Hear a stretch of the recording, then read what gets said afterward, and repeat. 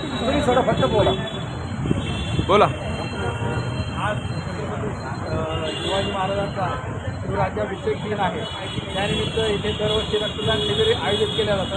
हे रक्तदान शिबिर समाजात लागणाऱ्या पेशंटसाठी या रक्ताचा खूप मोठा उपयोग होतो.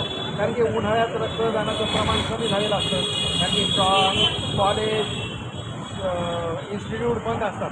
त्याच्यामुळे रक्तदान शिबिरं कमी होतात आणि अशा शिबिरातून सामाजिक कार्याचं एक काम होत असतं की एक जण रक्तदान होतं तेव्हा 3 जणांचं रक्तदान 3 जणांना देत असतं.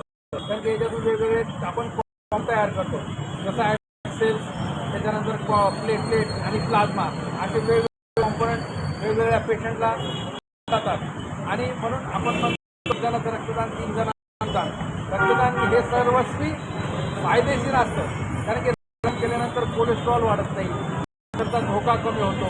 त्याच्यानंतर आपलं रोगप्रतिकारक शक्ती वाढते, आपले बोन मॅरो ॲक्टिव्ह राहतात आणि हे सगळे फायदे असतात. रक्त काही कुठं तयार होत नाही.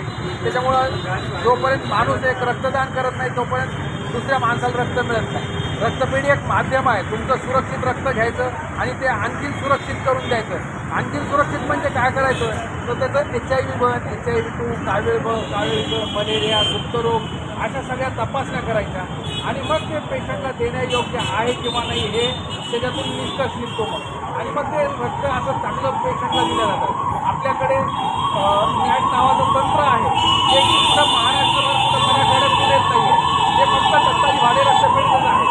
इकडं सगळीकडे एलायझा पद्धतीनं तपासलं जातं रक्त आणि याच्यात एलायझा प्लस नॅट असे 2 पद्धतीनं आपल्याकडे रक्त तपासलं जातं. त्याच्यात सगळ्यात सुरक्षित मानलं जातं. नॅट म्हणजे न्यूक्लिक ॲसिड ॲम्प्लिफिकेशन टेस्ट.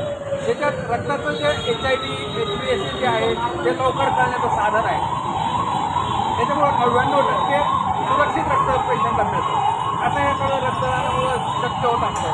समाज रक्तदान करतो, पेशंटला रक्त मिळतं, त्याचे कुठतरी आपल्याला शुद्धेच्या आशीर्वाद मिळत असतात.